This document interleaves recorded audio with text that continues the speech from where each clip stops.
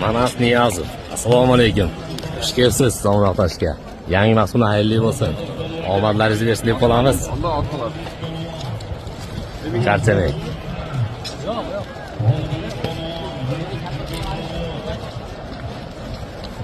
Assalomu alaykum. Omadlaringiz bersin.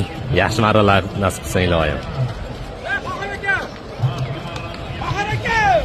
Yaxshi oldinglar polvon. Kayfiyatlar yaxshimi? Eng yaxshi o'rinlar soch nasib qilsin ilohim. Zomin-Oqtosh maydon 17-noyabr.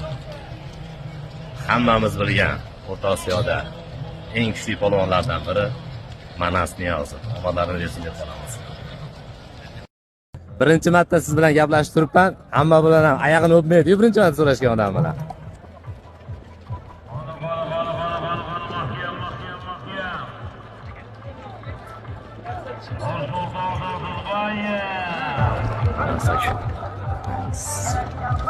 Manas Niyozov, assalomu alaykum. Sog'lar yaxshimi? Kayfiyat yaxshimi? Siz muxlislaringiz o'ta ko'p. Kechagi olgan videolarimizda bari sizni maqtashdi. Omadlaringizni bersin ilohim.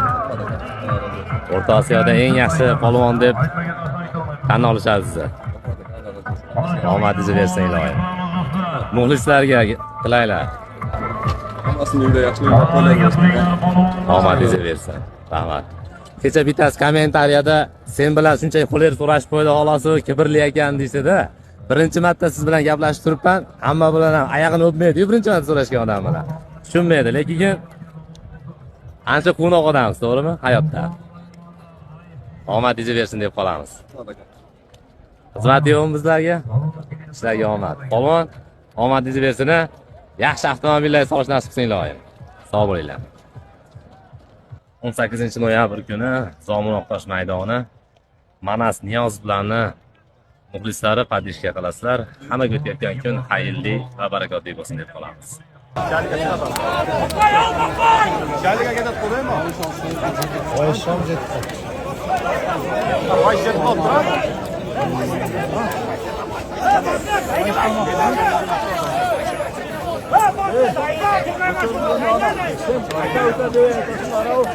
Manas shundalar xalos qaytganmi?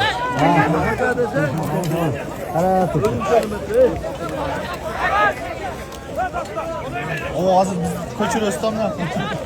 Oyoq